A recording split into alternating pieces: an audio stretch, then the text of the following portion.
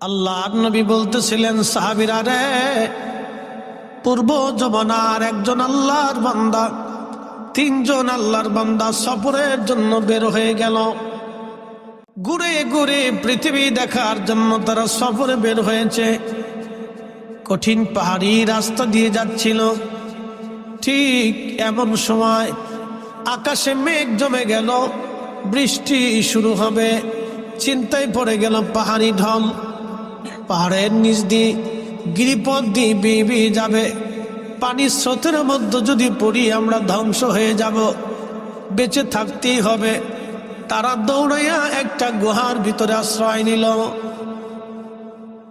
যারা হজে গেছেন তারা দেখছেন গারে সোর পর্বত, পাহাড়ের উপরে গুহা, জাবালে নূর, পাহাড়ের উপরে গুহা। আমি এবছর ঘুরতে ঘুরতে এক জায়গায় গেছি। ভাগ্যিস মদিনা ইউনিভার্সিটি একটা ছেলে পড়াশোনা করতো, ও সুন্নি ছিল। সিলেট বিষ্ণা তালিয়া কামিল মাদ্রাসা জামাতা। তো যাই হোক, তো ওই ছেলেটা আমাদেরকে ঘুরে ঘুরে দেখেছে জাবালে উহুদে, দুঃখিত, খন্দকের মাঠে নিয়ে গেল। তো খন্দকের একটা পাহাড় আছে, পাহাড়ের উপরে আল্লাহর নবী বসছিলেন। সেখানে বসে নবীজি যুদ্ধের দিক নির্দেশনা দিয়েছেন। সেখানে একটা মসজিদ আছে। এর নিচে হজরতে সালমান ফার্সি রাদিয়াল্লাহু আনহুর মসজিদ আছে। তার একটু আগে আগে এই হজরত আলী রাদিয়াল্লাহু তাআলা আনহুর একটা মসজিদ আছে। একই জায়গায় তিনটা মসজিদ। তো এই খন্দক থেকে একটু আগে পিছনে একটা পাহাড় আছে, জাবালে সিলা, নাম হচ্ছে জাবালে আবু সিলা। এই পাহাড়ের উপরে ছোট্ট একটা গুহা আছে। এই গুহাতে আমাদের নবীজি 3 দিন 3 রাত সেজদায় পড়ে কাঁদছিলেন। একসাথে বলবেন আল্লাহু আকবার। কয় দিন কয় রাত? জোরে বলেন। টাকার জন্য কাঁদছিল, অর্থ সম্পদের জন্য, পেটে ক্ষুধা ছিল এর লেগে কাঁদছে। কাদের জন্য কাঁদছে? হাসান হোসেনের জন্য কাঁদছে, ফাতেমার জন্য, কারো জন্য কাঁদেনি, আমাদের জন্য। জোরে বলেন কাদের জন্য? একসাথে বলেন কাদের জন্য? এই জন্য কাঁদছে যে উম্মত গরু চুরি করবে, উম্মতে মসজিদে জুতা চুরি করবে, উম্মতে ঘুষ খাবে, উম্মতে সুদ খাবে, উম্মত অকাম কুকাম করবে। এই জন্য নবী কাঁদছে, নাকি বলেন? আমাদের রাসূল 3 দিন 3 রাত ওই পাহাড়ে আবু সিলাতে কেঁদেছিল। একটা ছোট্ট গুহাতে একাধারে সেজদায় পড়েছিল। সব হাজির এই জায়গার সন্ধান পায় না। আমি আমার 2জন প্রিন্সিপাল সহ আমরা 3 জন গেছি। তার একজন মুরব্বী হাজির ছিল, গেছে। তো ওখান থেকে দোয়া খেয়াল করলাম, আমরা মিলাদ শরীফ করলাম, পরে দোয়া করলাম।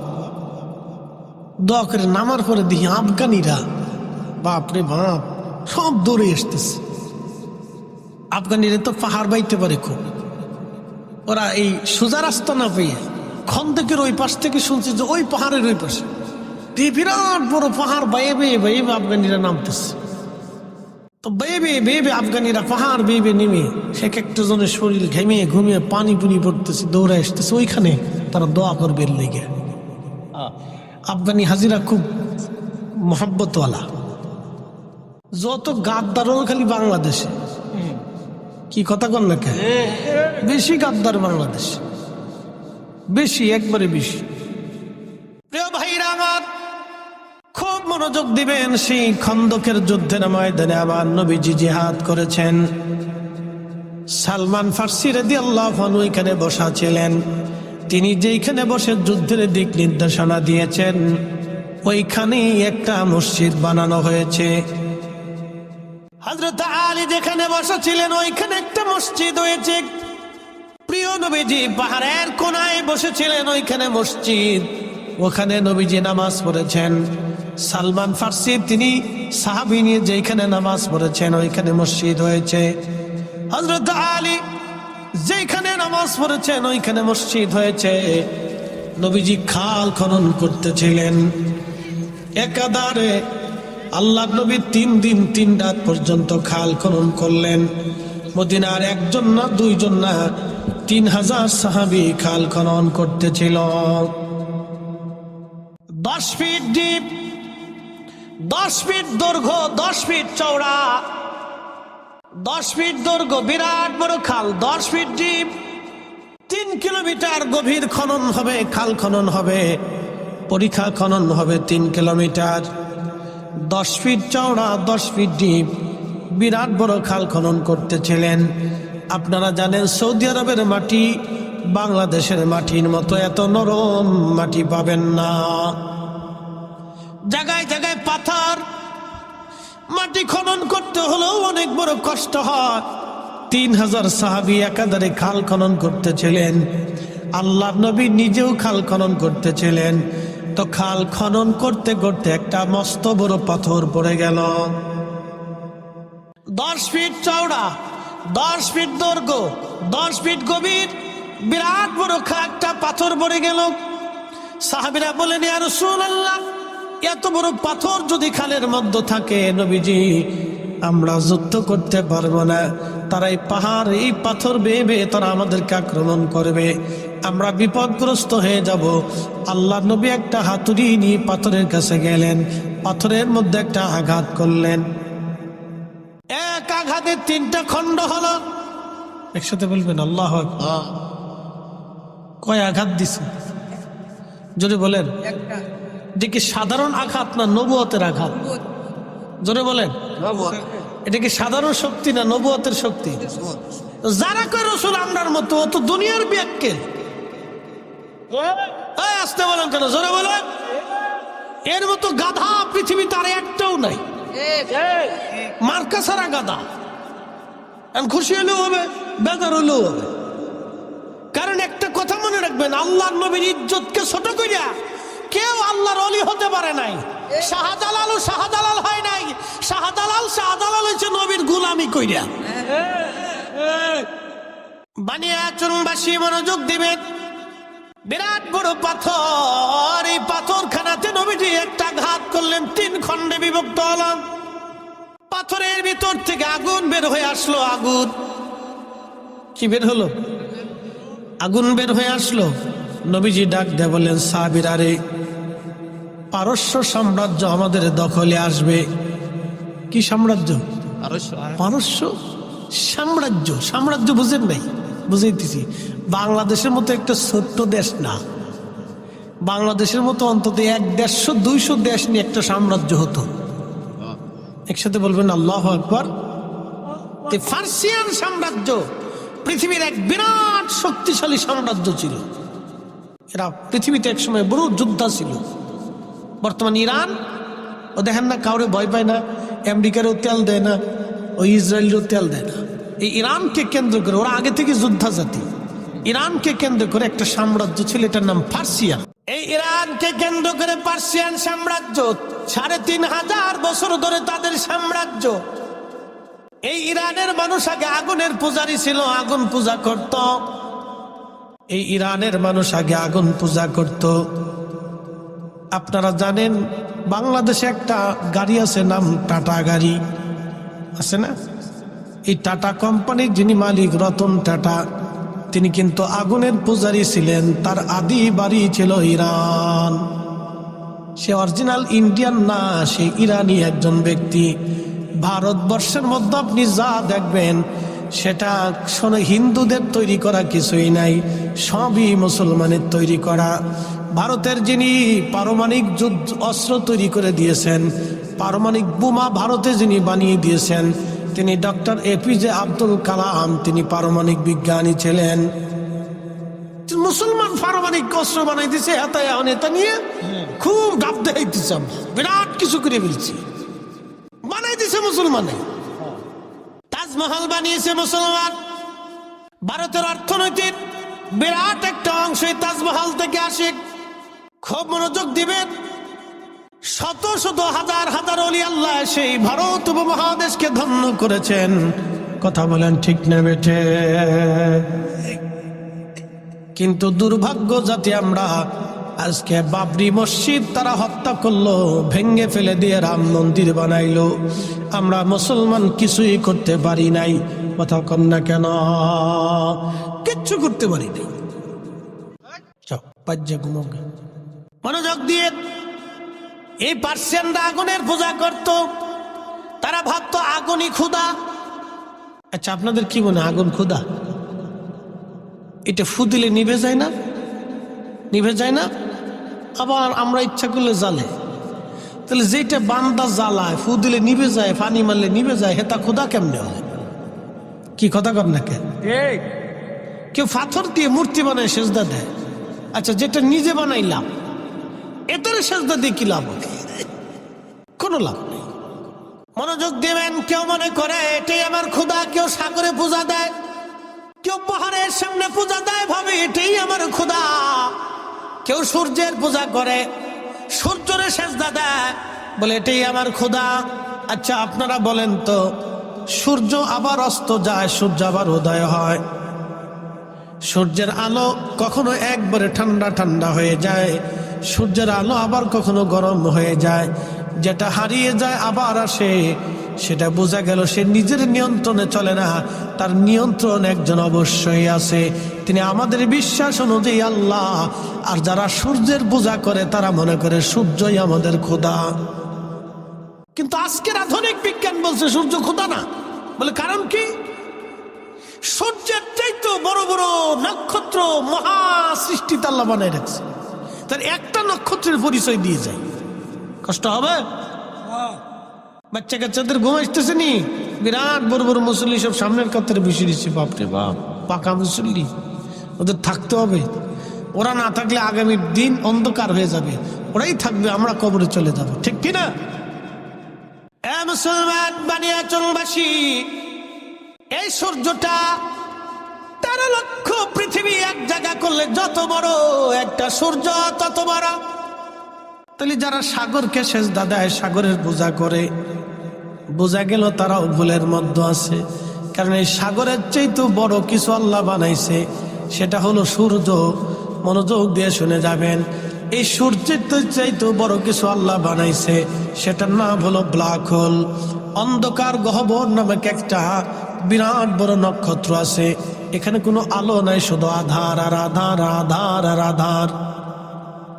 200 কোটি সূর্যকে, একটা দুইটা সূর্য না, 200 কোটি সূর্যকে যদি এখানে ধরে দেন, তার রাডারের মধ্যে পড়ে যায়, মাত্র 2 মিনিটের মধ্যে 200 কোটি সূর্যের অস্তিত্ব পৃথিবী থেকে হারিয়ে যাবে।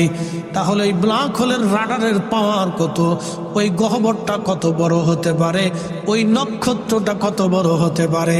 তাহলে যারা সূর্যের পূজা করলো তারাও বিরাট বড় ভুলের মধ্যে আছে। সূর্যের পূজা বাদ দিয়া তাদের ব্ল্যাক হোলের পূজা করার কথা ছিল। কি কথা কন দেখে?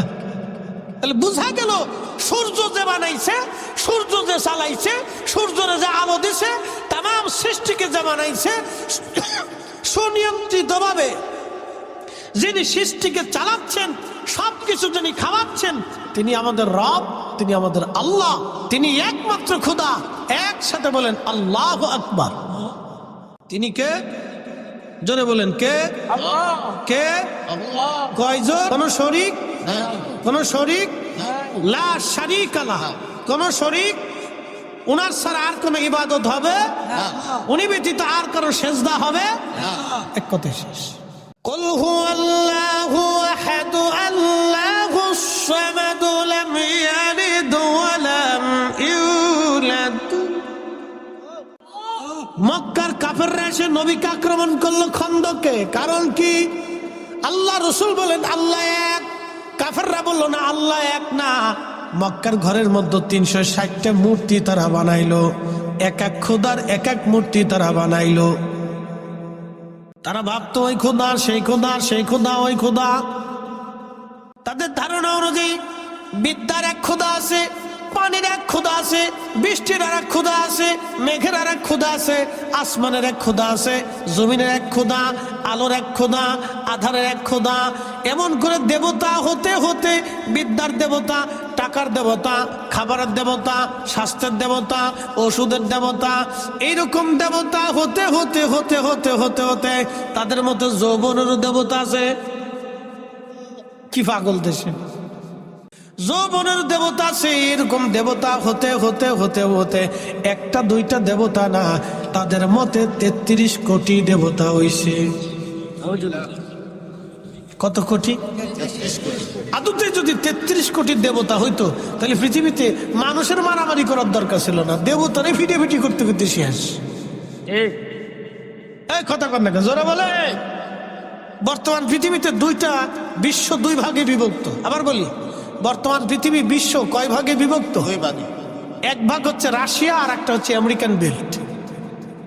দুই মাতুব্বর সারা পৃথিবীতে এখন, দুই মাতুব্বরে মাতুব্বরি করে, আমেরিকান বেল্ট, রাশিয়ান বেল্ট। আমেরিকার হচ্ছে ন্যাটো, আর রাশিয়ার হচ্ছে চীন, ইরান, উত্তর কোরিয়া, হেতা নিজে টিজে দিয়ে আরো দেশ দিয়ে মোটামুটি তার একটা বেল্ট।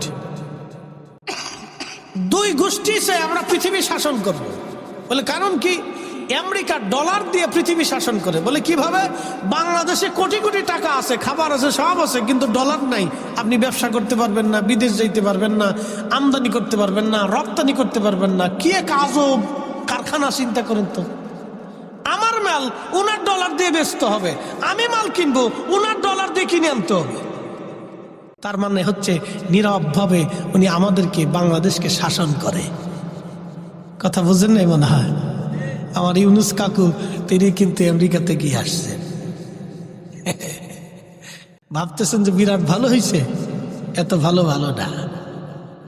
সবগুলা কিন্তু এক জায়গায়, ওই জাতিসংঘের ওখান থেকে জ্বালার আসার দিব, তাই কিচ্ছু না। আমাদের এই দেশে ডলার যদি না থাকে তো কিচ্ছু নাই। যদি আমেরিকা বলে যে তোমার দেশ থেকে আমরা গার্মেন্টস নেবো না, টাকা দেবো না, টাকা নেবো না, আমদানি রপ্তানি সব বন্ধ, বাংলাদেশ 6 মাসে ফকির হয়ে যাবো। আপনি ঠিক বললেন ঠিক, না ঠিক বললেন ঠিক। আমেরিকার সাথে যুদ্ধ করে দেন, তাই বুঝবেন জ্বালা কারে কয়। এটা হচ্ছে পৃথিবী তারা শাসন করে। কি শাসন করে? যারা বলেন কি শাসন করে? পৃথিবী শাসন করে। এইভাবে সারা ওয়ার্ল্ড তারা শাসন করে। রাশিয়া চাইতেছে আমরাও শাসন করব। তাহলে দুই ভাগে বিভক্ত, তারা কর্তৃত্বর জন্য মারামারি করবার চায়, যুদ্ধ করতে চায়। ক্ষুধা যদি দুইজন হইতো, আমি বুঝাইতে চাইতেছি এইটা, ক্ষুধা যদি দুইজন হইতো, একজন রাতের ক্ষুধা আরেকজন দিনের ক্ষুধা, তো রাতের ক্ষুধা কইতো আমি রাত বেশি করে দিব, দিনের ক্ষুধা বলবো রাতই আসবে না। এই নিয়ে দুই ক্ষুধার ভিতরে মারামারি করতে করতে, ক্ষুধায় পিটি করতে করতে একবারে এই বান্দার জান শেষ। বান্দার যুদ্ধ করা লাগতো না, ক্ষুধাই মারামারি করে শেষ হয়ে যেত। কি কথা কর না কেন? তাহলে রব কয়জন? না একসাথে বলেন, রব কয়জন? একসাথে বলেন, কয়জন? আল্লাহ ছাড়া আর কোন মালিক নাই, কোন খালিক, কোন রব নাই। বিশ্বাস আছে? কথা বলেন, আছে? তুমি রহমান, তুমি মেহেরবান, অন্ধ গাহে না শুধু তোমারি গুণগান, বুঝেও বুঝে না তবু শান। তুমি রহমান, তুমি মেহেরবান। কখনো তোমাকে যদি ভুলি, হেদায়েতের আলো জেলে নিও কাছে তুলি, ঠাই দিও প্রিয়তম অগমহিয়ান। তুমি রহমান, তুমি মেহেরবান। আল্লাহ নবী পাথরে আঘাত করলেন, আগুন বের হয়ে আসলো। নবীজি বললেন, সাহাবীরা রে, পারস্য সাম্রাজ্য আমাদের দখলে আসবে। তখন কাফির এবং মুনাফিক যারা ছিল তারা বলল, হায় হায়, মুহাম্মদ পাগল হয়ে গেছে। দেখো, সে নিজে জান বাঁচানোর জন্য কেবলমাত্র পরীক্ষা খনন করতেছে, আর তারা নাকি পারস্য সাম্রাজ্য বিজয় করবে। কিন্তু সেই দিন সাহাবীরা বিনা বাক্যে, বিনা দলিলে আমার রসুলের কথা মেনে নিয়েছিলেন, বিশ্বাস করেছিলেন। হ্যাঁ, রসুল বলেছেন পার্সিয়ান সাম্রাজ্য বিজয় হবে, ঠিকই পার্সিয়ান সাম্রাজ্য বিজয় হবে। একবার জোরে বলা যাবে কি, ইয়া রাসূলুল্লাহ। বানিয়াচুনবাসী মনোযোগ দিবেন। পাথরে একটা আঘাত করার কারণে 3টা টুকরা হলো। এরপরে নবীজি আর একটা আঘাত করলেন। বাকি খণ্ডগুলি 3টা করে খণ্ড হয়ে গেল, 3 খণ্ড 9 খণ্ড হলো। ওখান থেকে আগুন বের হয়ে আসলো। নবীজি বললেন, সাহাবীরা রে, রোম সাম্রাজ্য বিজয় হবে, রোম সাম্রাজ্য বিজয় হবে। আল্লাহর নবী এই কথা বলার পরে সাহাবীরা বিনা বাক্যে বিশ্বাস করে নিল, হ্যাঁ রসুল যেটা বলেছেন এটাই ঠিক। আল্লাহর নবীর একটা কথাও কখনো মিথ্যা হয় নাই, ভুলে পর্যবসিত হয় নাই। একবার জোরে বলা যাবে কি মারহাবা? আপনাদের কি মনে হয় রসুলের কথা আপনি একটা মিথ্যা হবে না, ভুল টুল হবে? তিনি যা ভবিষ্যৎবাণী করেছেন তা হবে কিনা? জোরে বলেন হবে কিনা? কিয়ামতের আলামত 2 ধরনের। কয় ধরনের? একটা আলামতে সুগরা, আলামতে কুবরা। বসে যান, ভালো করে শুনে যান। আলামতে সুগরা হলো ছোট ছোট আলামত, আলামতে কুবরা হচ্ছে বড় বড় আলামত। বড় আলামত আসার আগে পৃথিবীতে ছোট ছোট আলামত আসবে। বড় আলামতের মধ্যে অন্যতম আলামত হলো ইমাম মাহাদি দুনিয়াতে আসবে। কিন্তু ইমাম মাহাদি দুনিয়াতে আসার আগে আলামতে সুগরা সংগঠিত হবে। তার একটা আলামতে সুগরা হলো উম্মত নামাজ মেরে ফেলবে। বলে হুজুর উম্মত কিভাবে নামাজ মারবে? সুদও খাবে নামাজও পড়বে, ঘুষও খাবে নামাজও পড়বে, অকাম কুকাম করবে নামাজও পড়বে। এই নামাজের 4 পয়সা মূল্য নাই। কথা কন না কেন? আমি আরেকটু ভালো করে বুঝাই, মনোযোগ দিন। আপনি মসজিদে যে নামাজে দাঁড়াইছেন কিন্তু ওযু নাই, নামাজ হবে? যদি মসজিদে যাওয়ার আগে শুয়োরের গোশত খাইয়ে, রুটি দিয়ে খাইয়ে, ফ্রাই ট্রাই করে খাইয়ে আপনি নামাজে দাঁড়ান, যদি মেসাদ টেসাদ করিয়া একবারে সেন্ট পেট মেরে উজু টুজু করে গোসল টোসল করিয়া একবার সুন্দর করে ফাগরি ফুগরি বাইন্দা, জুব্বা জাব্বি বাইন্দা, সৌদি আরবের মদিনার আতর মাখাইয়া, মক্কার আতর টাতর মাখাইয়া, সুন্দর একটা মক্কা মদিনার থেকে যায় নামাজ আনছেন, এটি বিছাইয়া সারা রাত্র নামাজ পড়ছেন কিন্তু খাইয়েছেন শুয়োরের গোশত। একসাথে বলেন, জোরে বলেন, জোরে বলেন, হবে? হবে তো তা যদি না হয় তো সুদের টাকার ঘুষের টাকা দিয়ে গরুর গোশত খেয়ে নামাজ পড়লে তা কেমনে হবে? কি কথা কন না কেন? জোরে বলে। কোন সুযোগ আছে? কোন সুযোগ নাই। আল্লাহ পাক, জোরে বলেন আল্লাহ কি? না না, জোরে বলেন আল্লাহ কি? নবী কি? আল্লাহ কি? রসুল কি? তো আল্লাহ তার রসুল যদি পাক হয় তো আল্লাহ পাক ছাড়া, তার রসুল পাক ছাড়া কবুল করে না। কি কথা কন না কেন? পাক হতে হবে। কষ্ট হলি হইগে কিছু করার নাই, বেজার হলেও হইগে কিছু করার নাই। বাবা হক কথা তিতা লাগে। হক কথা কি লাগে? দেখেন না, রাজনীতিবিদরা খালি ক্ষমতায় যাওয়ার লাগে সবাই কিন্তু পাগল। আসতে কোনকে জোরে বলেন। সবাই ক্ষমতার লেগে পাগল। কারণ কি জানেন? ক্ষমতায় গেলে রাতারাতি ধনী হওয়া যায়। এটা কিন্তু একদম মিছে কথা না। সব খালি এর লেগে পাগল হয়ে যায়। আমরা তো পাগল হই না। জীবনে দেখছেন আমি কইছি আমি এমপি হবো, মন্ত্রী হবো, মিনিস্টার হবো, প্রধানমন্ত্রী হবো, হইছি নি? না, আমরা তো পাগল হই না। তার একবার পাগল হই কে রে? তো বুঝে যান। প্রিয় উপস্থিতি, ভালো করে বুঝে যাবেন। দুনিয়াতে সবাই ক্ষমতার জন্য পাগল। যারা ক্ষমতা নিতে যায় সব দলই ক্ষমতার জন্য পাগল। কারণ কি? ক্ষমতার জন্য এত পাগল কেন হয়? নিশ্চয় কোনো স্বার্থ আছে, সেই জন্যই তারা ক্ষমতার জন্য পাগল হয়। কিন্তু আপনারা যারা এখানে বসে আছেন, আপনারা বুঝি টেন্ডার মেন্ডারও কিছু পাবেন। তাহলে কেন বসে গেলেন? আপনাদের উদ্দেশ্য আল্লাহ এবং তার রসুলকে খুশি করা। কথা বলেন ঠিক কিনা? একই মানুষ, একই চামড়া, একই চোখ, একই কান, একই দেহ, একই খাবার, একই ভাত। আপনিও যে ভাত খান, প্রধানমন্ত্রীরাও সে ভাত খায়, কোটিপতিরাও সেই ভাত খায়। আপনি যেই বেগুন খান তিনি একই বেগুন খায়। আপনি যেই মাছ খান তিনি তার চাইতে বেশি ভালোটা খায় না। আপনি খান টাটকা, আরে খায় ফ্রিজেরটা।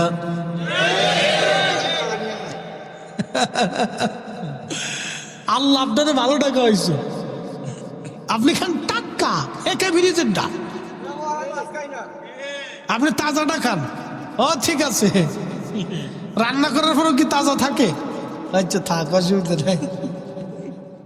না ঠিক আছে, আপনারা ভাগ্য ভালো, তাজাটা খান, একবারে ফ্রেশটা খান, ফ্রেশ, টাটকা টাটকা টাটকা টাটকা। মারহাবা কর না, আর যা দিয়ে খান সেটাই টেস্ট লাগে। কথা খারাপ কইছি? এখন বলি, জবাব দিবেন তো। আল্লাহর সিদ্ধান্তের বাহিরে আপনি কি একটা ভাতের দানা বেশি খেতে পারবেন? বিশ্বাস আছে ভাই? একটা দানা বেশি খাওয়ার সুযোগ আমাদের নাই, কোনো সুযোগ নেই। হাজার কোটি টাকা ব্যাংকে ভরে থাকবে, খাইতে পারবে না। দেখবেন যে ওই আপনার কি কয়, ওই যে ডায়াবেটিস, প্রেশার, হার্ট, এইটা সেটা, কিডনি ফিডনি, এইটা ভিতরে সব পার্টসপাতি সব লুজ হয়ে গেছে, লুজ। এটা কি পানি? চা, কিন্তু ভিতর তো লাল পানি, কিন্তু এটা মদ না। এরকম কিছু রঙের লাল পানি খেয়ে তারপরে ঘুমায়, ঘুম আসে না।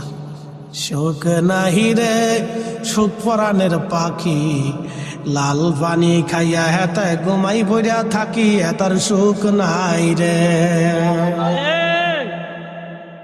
শান্তিকে আমরা দেব না আল্লাহ দেবে? আল্লাহ, আল্লাহ দেয়। আপনি শুকরিয়া আদায় করেন, এদের 500 বছর আগে আপনি জান্নাতে যাবেন। একসাথে বলেন আল্লাহু আকবার। এ বাপ, কত বছর আগে? 500। আল্লাহ রসুলের একটা কথাও কখনো মিথ্যা হবে না, ঠিক কিনা? 500 বছর আগে। বলে হুজুর কোন 500? দুনিয়ার না, এক সেকেন্ড করে, এক সেকেন্ড করে 60 সেকেন্ড 1 মিনিট, 1 মিনিট করে 60 মিনিট 1 ঘন্টা, 1 ঘন্টা করে 24 ঘন্টা দিন ও রাত, 24 ঘন্টার দিন ও রাতে 365 দিনে 1 বছর, 1 বছর করে 50,000 বছর এক জায়গা করলে যত বড় হবে, হাসরের একটা দিন হবে তত বড়। সেই দিনের 500 বছর আগে গরিবরা জান্নাতে চলে যাবে। যে সুবহানাল্লাহ কবেন না, বুঝবো আপনার মতো কিপটে আর দুনিয়াতে নাই। জবানটা খুলে দিয়ে একসাথে বলেন আল্লাহু আকবার। ইয়া রাসূলুল্লাহ, ইয়া হাবিবাল্লাহ, ইয়া রাসূলুল্লাহ, ইয়া হাবিবাল্লাহ। আমার মতো নিদান কালে থাকি নবীজি আমার শিওরে, করিব চুম্বন কদম ধরিয়া, ইয়া রাসূলুল্লাহ, ইয়া রাসূলুল্লাহ।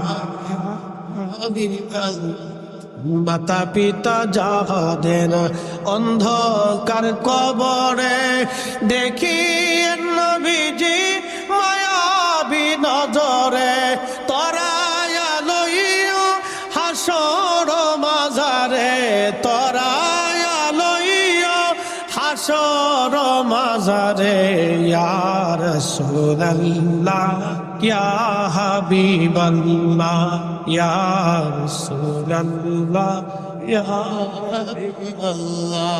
আল্লাহুম্মা সাল্লি আলা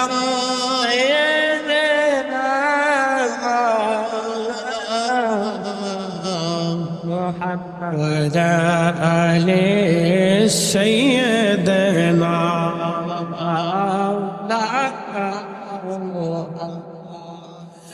বানিয়াচুনবাসী মনোযোগ দিবেন, রোম সাম্রাজ্য বিজয় হবে। সাহাবীরা সেই দিন বিনা বাক্যে বিশ্বাস করে নিল নবী ঠিক। পাহাড়ের মতো দিল শক্ত করে আমার রসুলের ডানে বামে থেকে তারা যুদ্ধ করলো সেই দিন।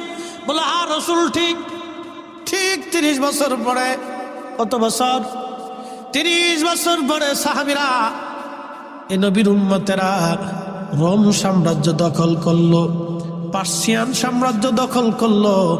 তারও 400 বছর পরে এসে পুরাপুরি রোম সাম্রাজ্য দখল করে নিল উসমানীয়রা। উসমানী সাম্রাজ্যের অন্যতম সুলতান ফাতে মুহাম্মদ, তার কথা নবীজি ভবিষ্যৎবাণী করে দিয়ে বলেছিলেন মুসলমানরা কনস্টান্টিনোপল বিজয় করবে। আল্লাহর নবীর একটা কথা কখনো মিথ্যা হয় নাই। কনস্টান্টিনোপল বর্তমান তুরস্কের ইস্তাম্বুলে কনস্টান্টিনোপল একটা শহর, সমুদ্রের পাড়ে, খুব মজবুত দুর্গ ছিল। পৃথিবীর কোন শক্তি কনস্টান্টিনোপল কখনো দখল করতে পারে নাই। পৃথিবীর বড় বড় শক্তি চেঙ্গিস খানের মতো যোদ্ধা পারে নাই, হালাকু খানের মতো যোদ্ধা পারে নাই, তাতারিরা পারে নাই। এই কনস্টান্টিনোপল তারা বিজয় করতে পারে নাই। এটা কঠিন দুর্গ ছিল, রোমান রাজ্যের বিরাট বড় কঠিন দুর্গ ছিল এটা। রোমান এই দুর্গ নিয়ে গর্ব করত, কোনদিন আমাদের দুর্গ কেউ দখল করতে পারবে না। কিন্তু আল্লাহর নবী 1450 বছর আগে বলে গেলেন, এই কনস্টান্টিনোপল মুসলমানরা বিজয় করবে। এই কনস্টান্টিনোপলে যারা যুদ্ধ করবে, নবীজি বললেন যারা এই যুদ্ধে বিজয় অর্জন করবে তারা প্রত্যেকের আল্লাহ মাফ করে দিবে, জান্নাতি বানায় দিবে। আমি সেই বিজয় বীরকে কতই না উত্তম সুরতে দেখতেছি। সুলতান ফাতে মুহাম্মদের কথা নবীজি ভবিষ্যৎবাণী করে গিয়েছিলেন। আমি তাকে দেখতেছি কতই না উত্তম চেহারার অধিকারী, আর তার সৈন্যরা কতই না উত্তম জিহাদ অনুপ্রাণিত। একবার জোরে বলা যাবে আল্লাহু আকবার। নবীজি বললেন 600 বছর আগে কনস্টান্টিনোপল বিজয় হলো। 600 বছর পরে, একসাথে বলবেন আল্লাহু আকবার। কত বছর আগে বলেছিলেন? 600 বছর আগে বিজয় হলো। 600 বছর পরে রাসূলের কথা কি মিথ্যা হবে? না। হবে? হবে না, একটা হবে না। সাহাবে کرام সেই দিন পাহাড়ের মতো দাঁড়িয়ে থেকে বিশ্বাস করেছিল। আমাদেরকে বিশ্বাস ভেবে রাখতে হবে। বানিয়াচলবাসী মুসলমান হাজিরিন, প্রিয় নবীজি খন্দক খনন, খাল খনন করতেছিলেন। সংবাদ, বিজয়ের সংবাদ দিলেন। কাফেররা, মুনাফিক যারা ছিল আশাসী করলো যেটা কি করে হয়। নিজের খবর নিজে বাঁচার জন্য যিনি খাল খনন করে তারা বলে রোম সাম্রাজ্য, পার্সিয়ান সাম্রাজ্য বলে তারা বিজয় করবে। বানিয়াচলবাসী 3 দিন পর্যন্ত সাহাবীরা একাধারে মাটি কাটলেন, কারো বাড়ি খাবার নাই। মদিনা অবরুদ্ধ হয়ে গেল, কোথাও থেকে খাবার আসে না। একেবারে কঠিন পরিস্থিতির শিকার মদিনার মানুষ, কোনো খাবার নাই। 3 দিন পর্যন্ত আল্লাহর নবী নিজে না খাওয়া, সাহাবীরা না খেয়ে আছেন। আল্লাহর হাবিবের কষ্ট হচ্ছিল। এমন সময় হযরত জাবের রাদিয়াল্লাহু আনহু লক্ষ্য করলেন আল্লাহর নবীর পেটের মধ্যে কি যেন বাধা দেখা যায়। জিজ্ঞেস করলেন, হুজুর পেটের মধ্যে কাপড় দিয়ে কি চাপ দিয়ে বেঁধে রেখেছেন? নবীজি ডাক দিয়ে বললেন, জাবের রে, খোদার যন্ত্রণা নিবৃত করার জন্যে আমি পেটের মধ্যে পাথর চাপা দিয়ে কাপড় দিয়ে বেঁধে রাখছি, যাতে আমার ক্ষুধায় কষ্ট না হয়। জাবের বলতেছে, হুজুর আমি কি মরে গেছি? আপনি কেন আগে বলেন নাই আপনি ক্ষুধার্ত?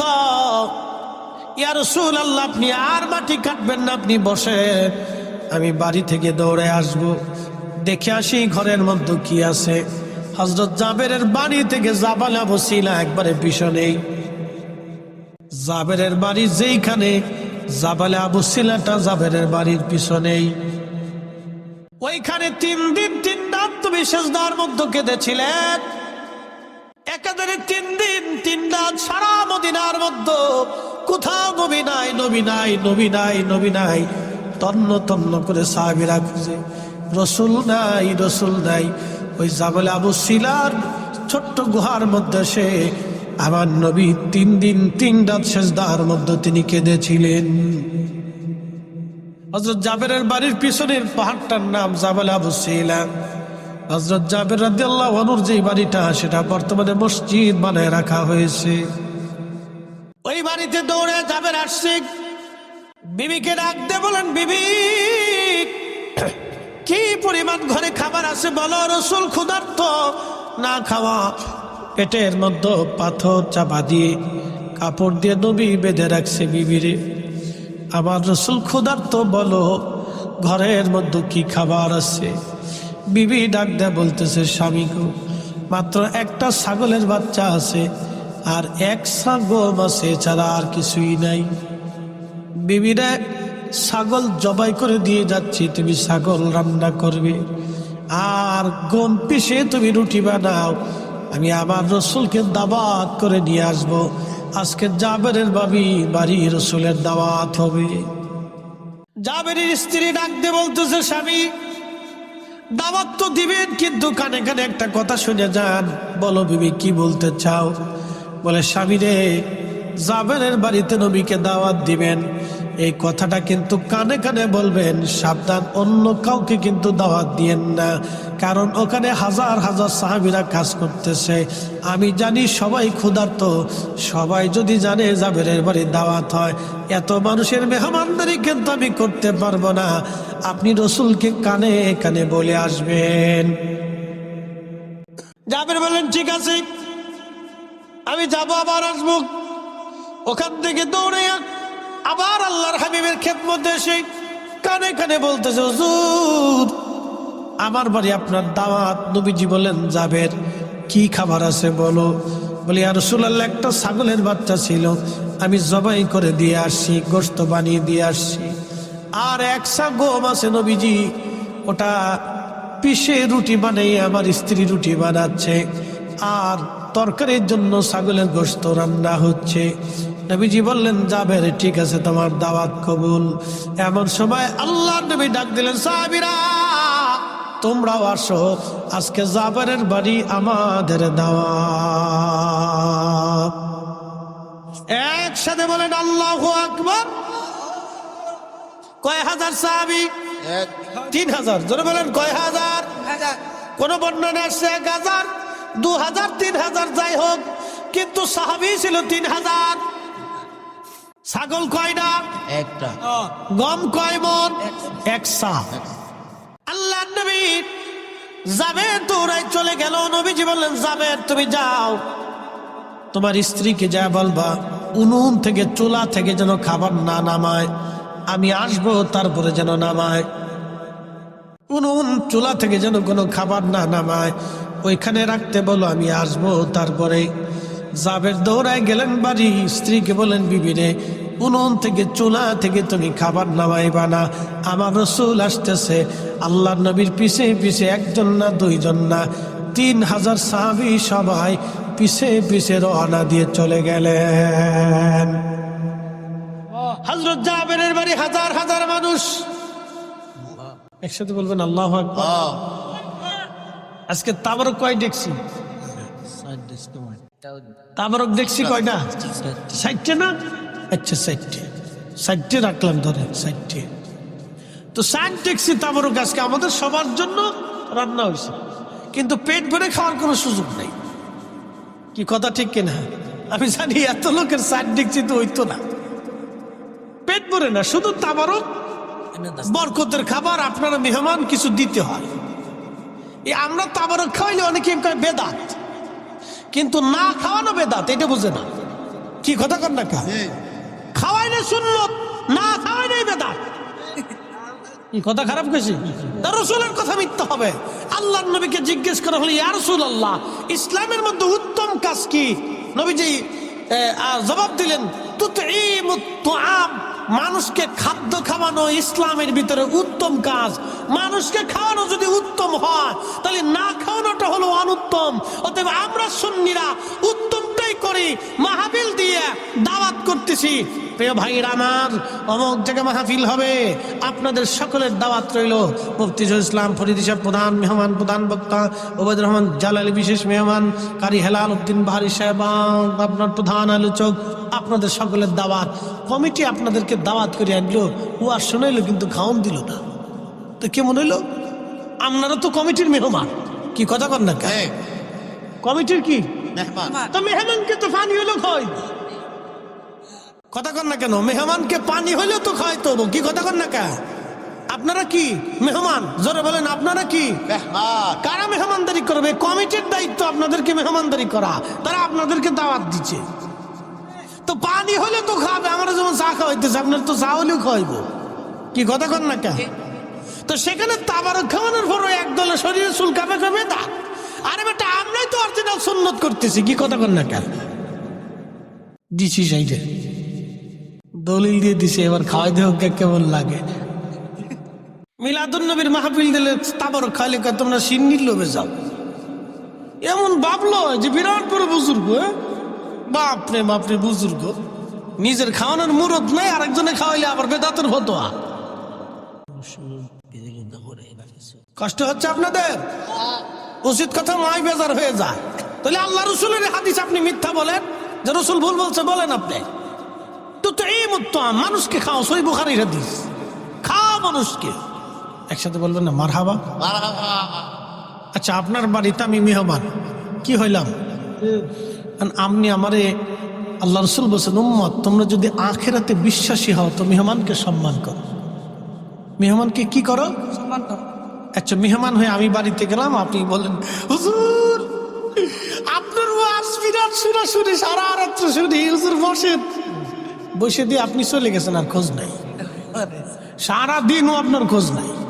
আমি বই রয়েছি, খাওয়ার নাই, পানি নাই, জিজ্ঞাসা নাই, কিছু নাই, চা নাই। মেহমান কি সম্মান করা হলো না? হ্যাঁ, এটা কি খুব ভালো করে দিচ্ছে। বাপ রে বাপ, কালা বানাই দিচ্ছে একবার, ওরা করে দিছে যে খা, তুই খা, তুই খা, খা খেয়ে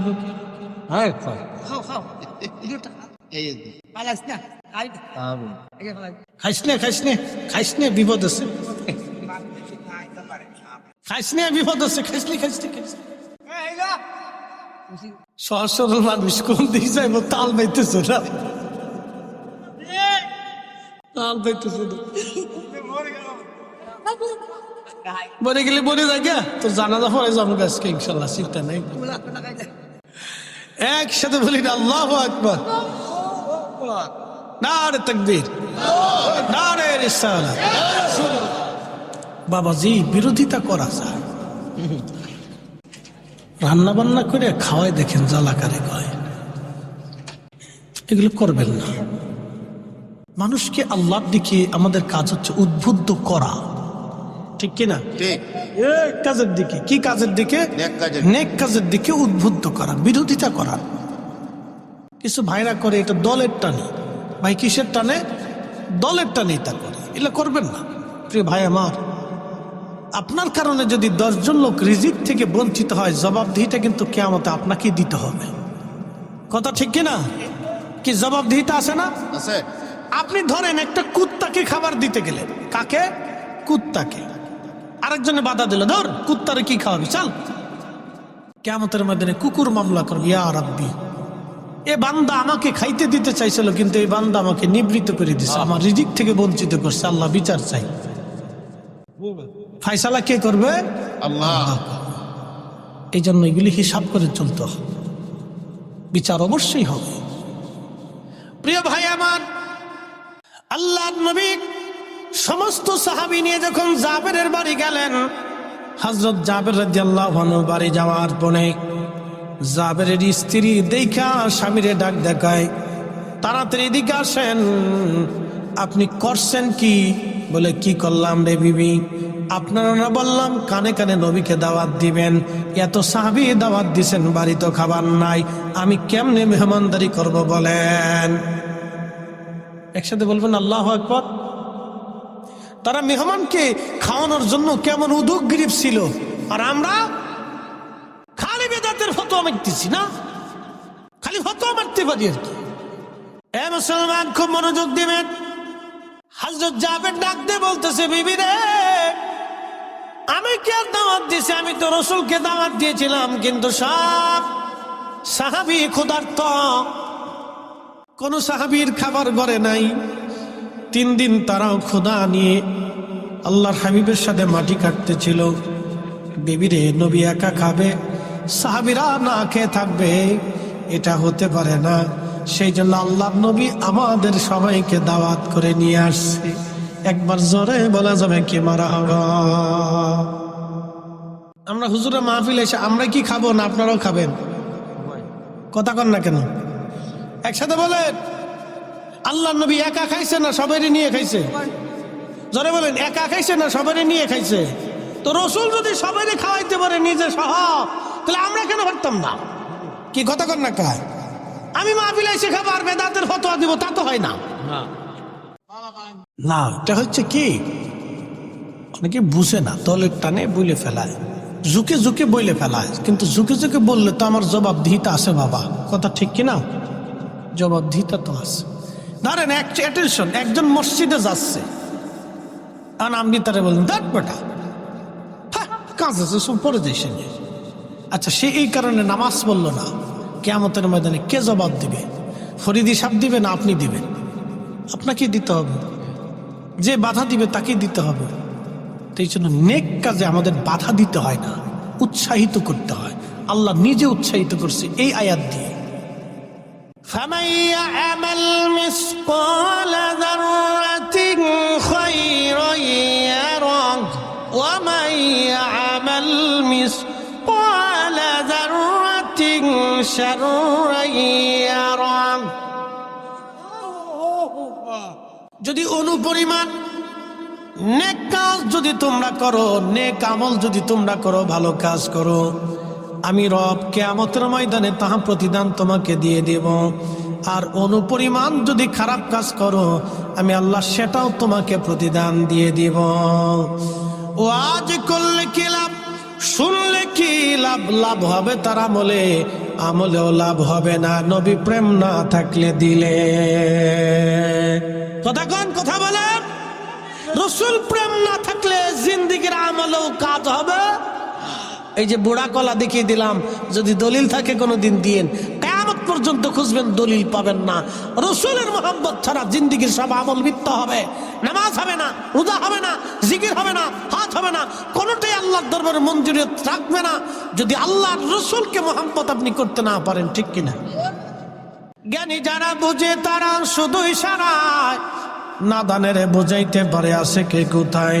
জ্ঞানীর মতো জ্ঞানী হলে অল্প কথায় বুঝে, কসুর মতো কসু হলে অল্প জালে সিজে। আল্লাহ বলেন অনুপরিমাণ নেক কাজ যদি তুমি করো, তার প্রতিদান আমি তোমাকে দিয়ে দেব, এবং গুনার কাজ যদি অনুপরিমাণে করো, তার প্রতিদান তুমি পাবে। মনোযোগ দিয়ে কথাগুলি শুনবেন। এর অর্থ হলো নেকের কাজ যত ছোট হোক ছাড়বো না। যারা বলেন নেকের কাজ যত ছোট হোক ছাড়বো, গুনাহের কাজ যত ছোট হোক করব, গুনাহের কাজ যত ছোট হোক করব। জোরে খুশ বলাবান, জোরে বলিস গুনাহের কাজ। আবার দাঁড়ায় মতিস না কালকে, তারা সেন খুলে দাঁড়ায় সেলিব্রেশন স্টার্ট করে। ভালো করে শোন বাবা, গুনাহের কাজ যত ছোট হোক করব, গুনাহের কাজ যত ছোট হোক করব, নেকের কাজ যত ছোট হোক ছাড়ব। তাহলে মানুষকে খাওয়ানো কি গুনাহ না নেক? দুরূদ শরীফ গুনাহ না নেক? কোরআন তেলাওয়াত গুনাহ না নেক? এরপরে দলবদ্ধভাবে দোয়া গুনাহ না নেক? তাহলে আমার মিলাদ বেদাত কেমনে হইল? কোরআন তেলাওয়াত হয় মিলাদে, দুরূদ শরীফ হয় মিলাদে, কথা কম নাকি, ঠিক কিনা? মিলাদে আল্লাহর জিকিরও হয়, নবীর নাতও হয়, এরপরে দোয়া হয়, এরপরে তাবারক হয়, তাবারকে নেক, দোয়াতে নেক, জিকিরে নেক, দুরুদে নেক, কোরআন তেলাওয়াতে নেক। ফামান ইয়ামাল মিসকালা যাররাতিন খায়রান ইয়ারা। অনুপরিমাণ নেক যদি করো, বেনিফিট আমি আল্লাহ তোমাকে দিয়ে দিব। অতএব নেকের কাজ যেখানে নেক আছে, যেখানে আমরা সেখানে আসি। অনুপরিমাণ নেক, সামান্য পরিমাণ নেকের কাজ ছাড়ব না, আর সামান্য পরিমাণ গুনাহের কাজ করব না। কথা কোন ঠিক কিনা? নেকের কাজ ছাড়ব না। যারা বলেন নেকের কাজ, গুনাহের কাজ, নেকের কাজ, একসাথে বলেন, যারা বলেন নেকের কাজ, গুনার কাজ। যদি আয়াত বুঝে থাকেন তাহলে আমার মিলাদে আপনি বাধা দিতে পারেন। কি কথা কন না কেন?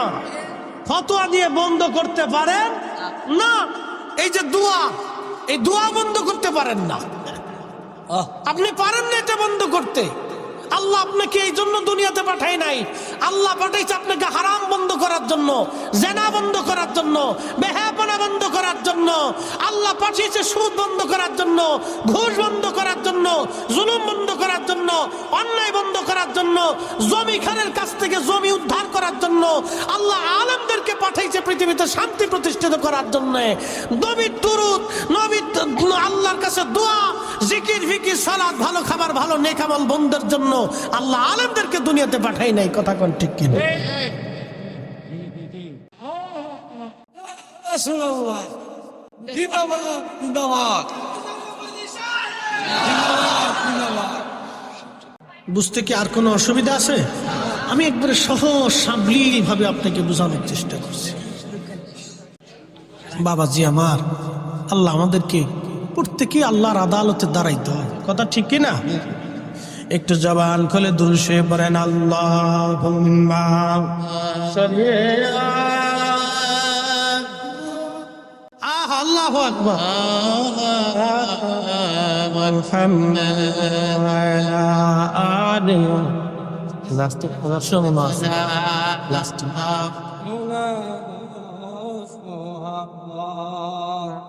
বন্ধু আমার মনোযোগ দিবেন, বানিয়ে চরবাসী। আল্লাহ নবী বললেন, জাবের স্ত্রী বলতেছে, জাবের বলতেছে, বিবি রে, আমি তো দাওয়াত দিই, আমি কানে কানে কইছি। আল্লাহ নবী এই কথা নেই,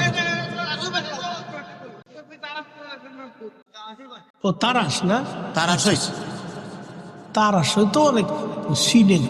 আচ্ছা হইলো তারাসই কইলাম, গ্রামের নাম কইলে বোঝা গেল গ্রাম প্রেমিক। কি প্রেমিক? গ্রাম প্রেমিক, কথা নাই। তারাসই মুসলমান, তারাসই এটা তারাসই নাম কি? তা এর অর্থ কি? গ্রামের নাম। আচ্ছা আমি কই শোনেন, আমি গেছি ভারতের এক জায়গা, এই কুচবিহার মাহফিল করতে। এলাকার নাম হচ্ছে গাদুহুতা। এলাকার নাম কি? গাদুহুতা। নারায়ণগঞ্জে আছে পাগলা, এরপরে আছে ২৫০০। কি নামের নাম?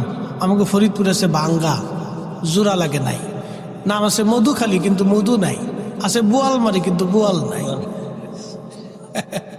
ও তো কোয়ালিটির নাম। বানিয়াসুম, কে নাম দিছে জানি না, বানিয়াসুম।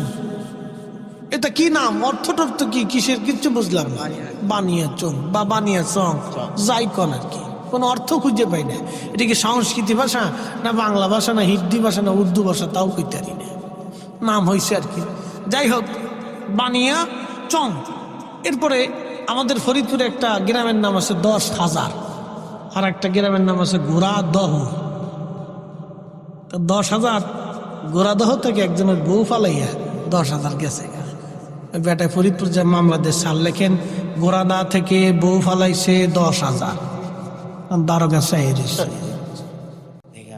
বুঝছে কস না বুঝছে কস, স্যার বুঝছেই তো করতেছে। গোড়াদা থেকে বউ ফালাইছে ১০,০০০। বুঝছে কস না বুঝছে কস, সারা বউ তো আমারটা গেছে, আপনাদের তো গেছে না। লেখেন গোড়াদা থেকে বউ ফালাইছে, এক গ্রাম থেকে ১০,০০০ বউ চলে গেল, কেউ দেখে নাই। স্যার গ্রামের নাম ১০,০০০, তা তো কমিছে গ্রাম ১০,০০০। তারা সেই মাসে মনোযোগ দিবেন। হাজিরিন, আল্লাহ নবীর সাহাবী জাবেরের স্ত্রী বলতেছে, স্বামী, রসুল যেহেতু দাওয়াত দিয়েছে, তাহলে আমার আর কোনো চিন্তার কারণ নাই, কারণ আল্লাহ নবী নিজে হাতে পেরে খাওয়াবে। আমি আর চিন্তা করতেছি না। একবার জোরে বলা যাবে কি মারহাবা। সাহাবীদের ইয়াকিন দেখছেন রসুলের প্রতি, বিশ্বাস দেখেন। আরে জীবনের সব কিছু দিয়ে তারা সাহাবীরা নবীকে বিশ্বাস করত, কথা ঠিক কিনা? আমার চিন্তা নেই। আল্লাহ নবী বললেন, জাবের তোমার স্ত্রীকে ভিতরে যেতে বলো। ভিতরে চলে গেল। উনুন থেকে হযরত জাবের নবী বললেন, খাবারগুলি নামাও, কাপড় দিয়ে ঢেকে দাও। তরকারির পাত্র নামায়া কাপড় দিয়ে ঢাকা হলো, রুটির পাত্র নামায়া কাপড় দিয়ে ঢাকা হলো। আল্লাহ নবী বললেন, জাবের রে, সব সাহাবীদেরকে কাতার করে বসতে বলো। সব সাহাবী কাতার করে বসে গেলেন। ৩,০০০ সাহাবী কাতার করে বসা। নবীজি ৩টে রুটি হাত দিয়ে ঢুকাইলেন, বাম হাত দিয়া। আল্লাহ নবী পাত্রের উপরে হাত মোবারক রাখলেন, ডান হাত দিয়ে ৩টে রুটি নিলেন। আবার তরকারির পাত্রের মধ্যে হাত দিয়ে নবী ১ চামচ তরকারি নিলেন। এইভাবে দিতে দিতে দিতে দিতে একজন না, দুইজন না, ৩,০০০ সাহাবীর সামনে খাবার চলে গেল। একবার জোরে বলা যাবে কি আল্লাহু আকবার।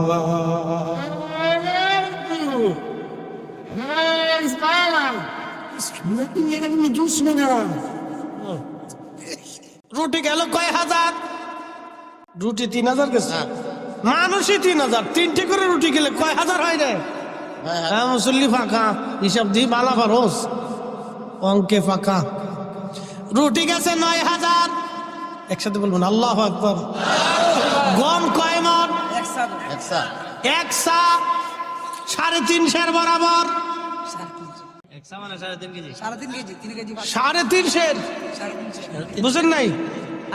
তাহলে কয় সমান এবার চিন্তা করেন। এক সা মানে 3.5 বরাবর, তাহলে কয় সমান এবার হিসাব করেন। মানুষ 3000, একসাথে কোন আল্লাহু আকবার। রুটি গেল কয় হাজার, বাকি রুটি কোথার থেকে আসলো? যার হাতের নিচে এত বরকত, তিনি নিজে ক্ষুধার্ত। তাই বলে কি আপনি বলবেন রাসূল ক্ষুধার্ত ছিল? নবী অভাবী ছিল, দরিদ্র ছিল, মিসকিন ছিল। নবীকে যেমন মিসকিন বলা যায় না, কারণ নবী দু জাহানের সর্দার, বাচ্চা হের বাচ্চা, সুলতানের সুলতান। তিনি ধনীর ধনী, দু জাহানের ধনী, সাইয়্যিদুল কাউনাইন ওয়াস সাকালাইন। ঠিক কিনা? আমার আপনার মতো বাজারে গেছে বিদায় আমার মতো ভাবা যাবে না, আমার মতো খাইছে বিদায় নবীকে আমার মতো খাদক মনে করা যাবে না। আল্লাহ নবীর স্ত্রী আমাদের মা ছিলেন 11 জন। আপনার যদি সামর্থ্য হয় তো 11টা বিয়ে করে দেখেন। যদি বুড়িগঙ্গার পানির মধ্যে না চুবাইছে, আমি ফরিদি জীবনে আর ওয়াজ করব না। আমার মসজিদ বুড়িগঙ্গার পারে, তো হাসনাবাদ হাউজিং এ জমা পড়ে 4-5 হাজার মুসল্লি হয়।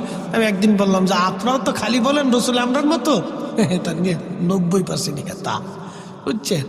তা বললাম যে এই গাইডের সুন্নি 90%, বুঝছিল?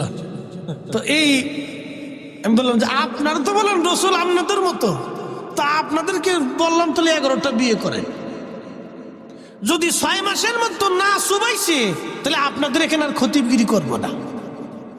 ওই বুড়িগঙ্গার মধ্যে সুবাইব, রহমতের পানি, একবার গোসল করলে আর সগিরা টগিরা কিছু তাহে না। ওরে পানির পানি, খালি ফেসা আবার গু আর মুতের ভিতরে। হ্যাঁ, শীতের দিন যে কি পরিমাণে ঘিরান আসে, বাপরে মা, 1 কিলোমিটার পর্যন্ত বাতাসে ঘিরান চলে যায়। এই পানির পানি। ঢাকা শহরে 1 কোটি মানুষের সকালবেলা বাথরুম এটার ভিতরে ঢুকে। কত কোটি? 1 কোটি মানুষের বাথরুম সব ওই নদীর ভিতরে চলে যায়। শো শো করে খালি নামতে দেয়। পেশাব পেশাব, এটা সেটা, কত ফসা গান্দা, বাপরে বাপ। এটার ভিতরে যদি একবার চুবানো যায়, গুনাহ মাফ। বললাম 11টা স্ত্রী কবল করে দেখেন, যদি বউরা মিলে বুড়িগঙ্গার মতো না চুবাইছে তো আমার নাম চেঞ্জ করে দেবো, আর জীবন আপনাকে নামাজ পড়াইতাম না। আমাদের নুরুল ইসলাম ফারুকী সাহেব শহীদ হয়েছেন, আল্লাহ তার জান্নাতের আলা মাকাম দান করুন। তো একদিন তিনি ওয়াজে শুনতেছি, ইনি বলতেছেন উনি যখন সৌদি আরব চাকরি করে তখন এক বাঙালি আর এক আরাবিয়ান দুইজনে মারামারি করতেছে। তো বাঙালিদের তো একটা স্বভাব আসে, হাতে কুলাইতে না পারলে, কিছু না পারলে ফার জুতাটা খুলে, কিছু না পাইল। বাঙালি কিন্তু খালি হাতে মারামারি করতে পারে না। বাঙালিরা একটা বদ অভ্যাস আছে, বলে চলে কম, তো আরাবিয়ানরা খুব শক্তিশালী, বিরাট শক্তিশালী না, হেরে গুতাই মতে কিলিয়ে পারে না। কিছু না পাইয়া সৌদি আরব যেহেন সেন লাঠি ছুটি পাবেন না, জুতা খুলে নিয়ে জুতাতে ফিটে দিচ্ছে। কারণ জুতা যখন ফিটে তখন সৌদিয়ান দাঁড়ায় গেলে হাসে। ফারুকী সাহেব বলতেছে আমি দৌড়ে গেছি, যে সারাসারি করে বললাম কি রে তোরে জুতা দিয়ে ফিটাচ্ছে, তা তুই খালি হাসতেছিস কারণ কি? তো আরাবিয়ান কয় বাঙালি রে কেউ তো কাপুরুষ। বলে কারণ কি? দেহস না জুতা দিয়ে ফিটাইতেছে। জুতা দিয়ে ফিটাইলে কাপুরুষ কেমনি হয়? কয় শোন আমার অনেকগুলি বউ আছে, মাঝে মাঝে বউরা আমার জুতা দিয়ে ফিটায়। তো তো মহিলা এর লেগে জুতা দিয়ে ফিটায়। সৌদিয়ান ভাবছে যে বেডি, হে তোর বউরা হেরে জুতা দিয়ে ফিটায়, এর লেগে করতেছে তো বেডি, এর লেগেও আমার জুতা দিয়ে ফিটাইতেছে। তাহলে বুঝেন সৌদিয়ান না 8টা 10টা 12টা 20টা বিয়ে করে সুখে দেয়, মাঝে মধ্যে হেরো ফিটে নিকা, কিন্তু কয় না। কি কথা কর না কে কয় না, ফিটে ফিটে খেয়ে চুপচাপ থাকে। মনোযোগ দিয়ে শুনে যাবেন। রুটি চলে গেল 9000, সাহাবী রাসূল 3000। ছোট্ট একটা ছাগলের বাচ্চার গোশত সবাই খাওয়া শেষ। নবী বললেন, জাবের রে, খোঁজ নিয়ে দেখো মদিনাতে অনেক মানুষ তো না খাওয়া আছে, কারা ক্ষুধার্ত আছে দাওয়াত দাও, আমি নবী আজকে সবাইকে সমানভাবে খাওয়াবো। জাবের ঘোড়ার পিঠে চড়ে দৌড় দিয়ে বলতেছে, কে আছো ক্ষুধার্ত, তাড়াতাড়ি আসো, দেরি করা যাবে না। কোন কোন বন্য যাচ্ছে আরো মানুষ আসলো 15,000। জোরে বাড়ি যায় কেন আল্লাহু আকবার। এই 15,000 খাবার দেওয়া হলো 3টে করে রুটি, তাহলে কত হাজার? জোরে বলেন। রুটি গেল 45, আগে গেল 9, তাহলে কত হলো? কি হিসাবকারীরা এখন ঠকে গেলে দিই পারল না। রুটি গেল 54, গম কয় সমান? 350। জোরে বলেন কয় সের? রুটি গেল কয় হাজার? 54,000। গোশতের চামচ গেল 54,000, গোশতের চামচ চলে গেল। ইনি রাহমাতুল লিল আলামিন, ইনি সাইয়্যিদুল কাউনাইন ওয়াস সাকালাইন। একবার জোরে বলা যাবে কি? তিনি রাহমাতুল হায়ার সাগর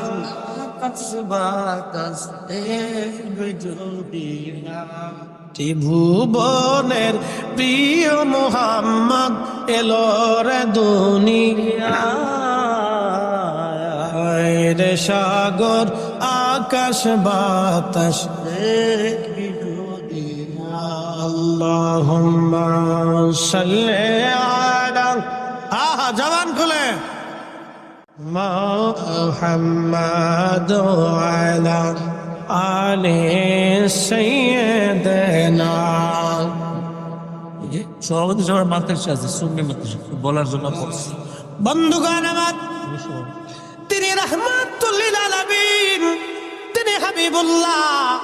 ওনার রাজ এত বড় শাহী দরবার, সিংহাসনবিহীন একটা দরবার, কোটি কোটি আশিক রাসূল ওই দরবারে যে চোখের পানি সেরে সেরে সাফায়াত কামনা করে আসি। আর রাসূলুল্লাহ, কঠিন হাসরের দিন ভুলে যাবেন না আপনি আমাকে। আহা, জান্নাতুল বাকিতে রিয়াজুল জান্নাত আমি দেখেছি। হাজিরা এখানে যখন যায়, প্রিয় নবীজির মিম্বর একেবারে সামনেই থাকে। হাজিরা চোখের পানি ফেলে ফেলে কাঁদতে থাকে। এই জান্নাতের বাগানে রাসূল নামাজ পড়েছে, স্থির থাকতে পারে না কোনো আশিক হাজি। আহা, ওইখানে ইমাম মালিক 80টা বছর তিনি কাটিয়েছিলেন, কোনদিন জুতা পরেন নাই, কোনদিন থুতু ফেলেন নাই, পায়খানা পেশাব পর্যন্ত তিনি করেন নাই। ইমাম আজম আবু হানিফা একাধারে 7 দিন ছিলেন। 7 দিনের জন্য, একটা বারের জন্য 7 দিন তিনি পেশাব পায়খানা করেন নাই। বিদায় লগ্নে বলেন, ইমাম মালিক রে, আজকে 7 দিন হলো মদিনার ভিতরে আমি পেশাব পায়খানা করি না। বলে, হুজুর কি খান আপনি? ইমাম আজম বললেন, আমি 7 দিনে মাত্র 7টা খেজুর খেয়ে বেঁচে আছি। তাহলে পানি কি করে খান? বলে, হাতের মধ্যে পানির আর্দ্রতা নিয়ে চেটে চেটে কোন রকম তৃষ্ণা নিবারণ করে আসি। পেশাবে ধরলে বলো কোথায় পেশাব করব? পায়খানায় যদি ধরে কোথায় করব? যে মাটির নিচে রাসূল ঘুমায়, যে মাটির নিচে রাসূল ঘুমায়, ওই মাটির নিচে আমি কি করে মাটির উপরে পায়খানা পেশাব করি বলা? কোন উসুল, কোন দলিল তারা দেন নাই। দলিল একটাই, রাহমাতুল লিল আলামিন। আমরা যখন নবীজিকে দাঁড়ায় সালাম জানাই, আমাদের কোনো দলিল নাই, একটাই দলিল। এত বড় ইজ্জতওয়ালা নবীকে সালাম যদি দিতে হয়, তাহলে ইজ্জতের সাথেই দিতে হবে। আমি তার উম্মত হয়ে কি করে বসে থাকবো? আমি আর বসে থাকতে পারি না, এই জন্য আমরা দাঁড়াই। কথা কন ঠিক কিনা বন্ধু আমার? ওই দরবারে বিশ্ববিখ্যাত সুলতান মাহমুদ গজনবী, গজনীর সুলতান ছিলেন তিনি। বিশ্ববিখ্যাত একজন জেনারেল, 17 বার যুদ্ধ করেছেন, কোন যুদ্ধে তিনি হারেন নাই। আহা, গজনী সাম্রাজ্যের তিনি বাদশা ছিলেন। বর্তমান Afghanistan, Uzbekistan, Tajikistan, Turkmenistan, Pakistan, Iran, বিরাট অংশ মিলে তার বিরাট বড় সাম্রাজ্য ছিল। গাজনীর অধিপতি, তিনি মদিনাতুল মুনাওয়ারা যাইয়া আল্লাহু আকবার শাহী পোশাক খুলে ফেলে দিয়ে সাধারণ পোশাক পরে তিনি পানির লোটা মাথায় নিয়ে ঘুরে ঘুরে ঘুরে ঘুরে মদিনার মুসাফির, মদিনার হাজিদেরকে পানি খাওয়ায়। একজন আল্লাহর বান্দা ডাক দেখে বলতেছে, আপনি কি সুলতান মাহমুদ গজনবী না? বলে হ্যাঁ। এত বড় গজনীর বাদশাহ হয়ে সাধারণ পোশাক পরে কেন আপনি পানি খাওয়ান? তখন সুলতান মাহমুদ গজনবী ডাক দিয়ে বললেন, ও আল্লাহর বান্দা, আমি গজনী সাম্রাজ্যের সুলতান হতে পারি, আর আমি যার দরবারে আসছি তিনি দুজাহানের সুলতান। উনার সন্তুষ্টি ছাড়া আমি সুলতান মাহমুদ গজনবীর আখেরাত মিথ্যা হয়ে যাবে, আখেরাত বরবাদ হয়ে যাবে।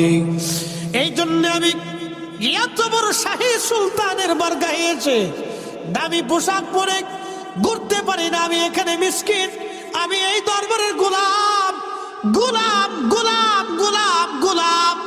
একসাথে বলবেন না ইয়া রাসূলুল্লাহ? এত বড় বাদশা বলতেছে আমি এই দরবারের গোলাম, গোলামের কাজ গোলামি করা। সেই জন্যে নরমাল পোশাক পরে হাজিদেরকে পানি পান করাইতেছি। যদি রসুল কবুল করে নেয়, আমি সুলতান মাহমুদ গজনবী আখেরাতে পার পেয়ে যাব। আর যদি কবুল না হই, আমি সুলতানের সুলতানিও শেষ হবে, আখেরাত বরবাদ হয়ে যাবে। এরা রসুলকে এইভাবে সম্মান করত, এত বড় সুলতান, তারা নবীকে এইভাবে ভালোবাসতো। আর আমরা লুটুপুটু ছুটুপুটু এমন ভাব লইছি, বিরাট বিরাট বুজুর্গ সাইজে গেছি। কথা কন না কেন? রসুলের দরবারে আমরা সবাই গোলাম, কথা কন ঠিক কিনা? এসেছেন রত নবী সকলের ইমাম, সালাম নবী তোমায় হাজার সালাম, ইয়া নবী সালাম আলাইকুম